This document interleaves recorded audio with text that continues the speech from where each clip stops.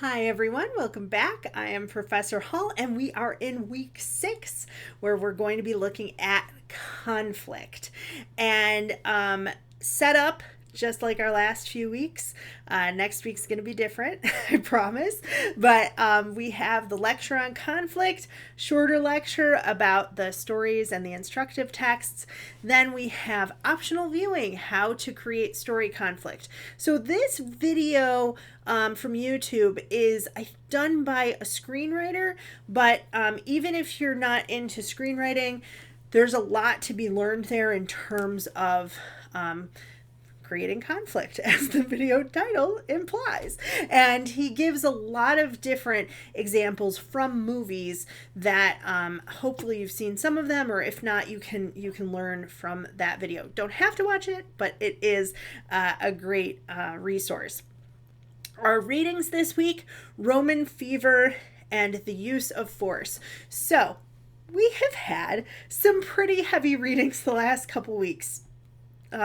Stories that involved murder and mayhem and didn't turn out too well for even sometimes the people telling them, right? So I wanted to give you guys a little bit of a break in terms of tone. You can read Roman Fever, or you can read Use of Force, or you can read both. But they're both a little bit humorous texts and have some twists that you might not be expecting. Our creative writing sample is on conflict, and we get a really nice before and after that has to do with conflict, but I hope by this point in the term you're kind of learning that some of these elements work together, right? And so it's not just about conflict, it's also about plot and characterization and keeping the reader's attention. The discussion forum about the stories and the instructive text, and then we have our writing assignment. So if you have a work in progress, you can add a scene or revise a scene involving conflict. You can add a scene of inner conflict, or you can do something else if you have a different idea.